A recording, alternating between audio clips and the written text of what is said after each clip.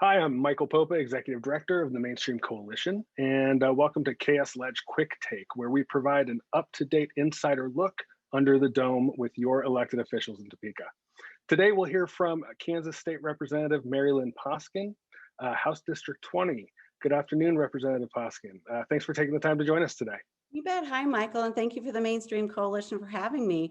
I'm Mari-Lynn Poskin, representing House District 20, which is parts of Leawood and Overland Park that straddle 435, an eastern boundary of State Line Road, western of Metcalf, and approximately 99th to about 132nd Street.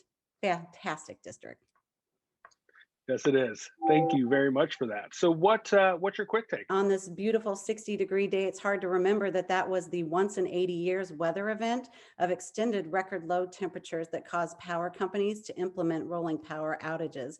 That prompted the chair of the Senate Utility Committees to lay blame on renewable energy sources, citing frozen wind turbines and the like, and to claim that expanding renewable energy would be dangerous for Kansas.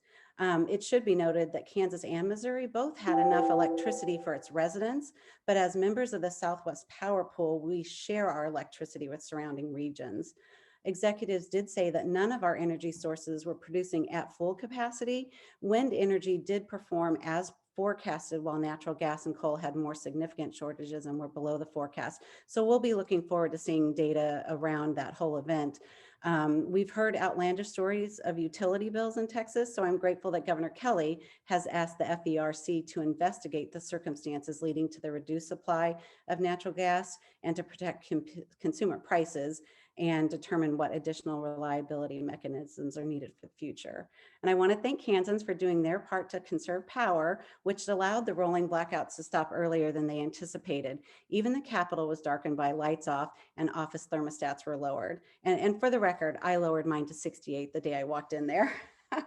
Feels like those of us who are moderates in either party are focused on defense against Senate Bill 22, AKA Brownback 2.0, defense against siphoning public school dollars to subsidize private schools, and not making it a felony to take your sweet old neighbor lady's mail-in ballot to the drop box for her.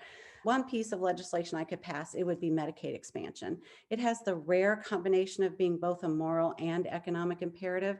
It's great for the economy and great for 165,000 of our neighbors, both rural and suburban, who fall into that coverage gap. Healthcare is the number 2 industry here in District 20, and Medicaid expansion will create more jobs, up to 13,000 over the whole state. We've now topped $4.6 billion in Kansas taxpayer dollars that could have flowed back into our own economy. And it's not like we get a discount for not expanding Medicaid. Every state surrounding Kansas has now expanded Medicaid. That makes it more difficult for us to compete with them on multiple levels. I don't want to sound like a broken record, but it's time to expand Medicaid. And Governor Kelly's plan to legalize medical cannabis and use that revenue to fund the state's portion of the cost is brilliant and forward-thinking. Well, we should be watching out for the slippery slope of tax cuts. Been there, done that. Thousands of Kansans are experiencing the results of tiny government conservatism and can't get their unemployment benefits from the antiquated KDOL IT system. They are really hurting from the previous tax cuts. I hear from hundreds of them every day. We still haven't fully funded our schools, and the state already faces potential lawsuits for underfunded agencies like the Board of Indigent Defense Services, where the caseload is abysmal. Overturning that old tax plan and implementing the Kansas Framework for Growth led our state to be named as the CNBC comeback economy in the year 2019.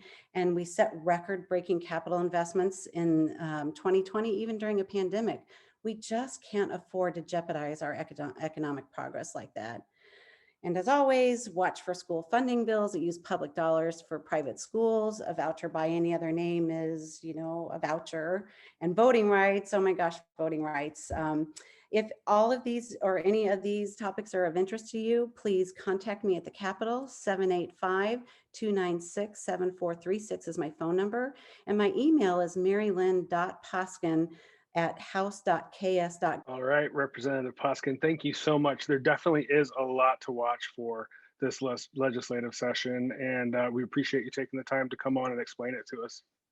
I appreciate the opportunity. Thank you and have a wonderful day, Michael. You too, thanks. And thank you so much to everyone watching. If you'd like more information and ways to get engaged in Kansas politics, visit mainstreamcoalition.org for our legislative tracker, as well as other resources. And if you're looking for a deeper dive into Kansas policy and advocacy, consider becoming a mainstream member and enjoy exclusive benefits, sorry, like members only events, policy updates, and more.